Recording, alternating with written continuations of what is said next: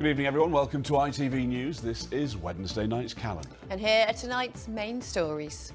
Good evening. First tonight, the developing crisis at one of the region's great institutions, Yorkshire County Cricket Club.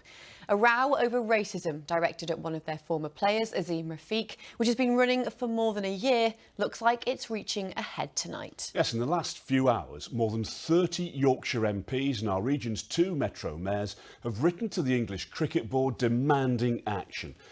Sponsors are dropping like flies. The club's main sponsor has pulled out all its support and wants its name taking off Headingley Stadium, the home of the county, for more than 130 years. Well, our sports reporter Chris Stokes is live. Next this evening, Boris Johnson was challenged at Prime Minister's questions today about comments he made in a calendar interview in which he said a cladding scandal victim was living with unnecessary anxiety. Yeah, Sheffield resident Jenny Garrett faces cladding remediation bills of thousands of pounds, and her case was raised in the House of Commons today by her MP. A little earlier I caught up with our political correspondent Harry Horton at Westminster and asked him about the Prime Minister's comments, and they seem to have angered building safety campaigners with helicopter in the background. Now, one of the major issues facing world leaders at the COP26 climate change conference in Glasgow this week is how we ditch our dependence on fossil fuels. Yes, here in the region, it's a problem they've been wrestling with at the huge Drax power station near Selby, which has been one of the biggest generators of dirty fuel for almost half a century.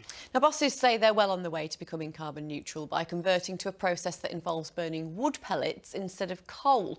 But it's a claim that's disputed by some. We'll have more on that in Glasgow shortly. First, though, Katy Rickitt has been behind the scenes at Drax to find out about its efforts to clean up its act. In Glasgow for us this evening. Do stay with us. Still to come on the programme this evening.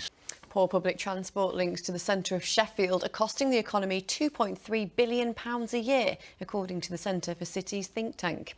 Well, the ITV Evening News continues at 6:30 with Lucrezia Millerini. Incredible stuff, thank you, Lucrezia. And on to last night's football, and Sheffield United were left frustrated after failing to hold on to the lead at Nottingham Forest. Meanwhile, there are 2 games in the Championship this evening. Hull City travel to West Brom, whereas Barnsley host Derby in what will...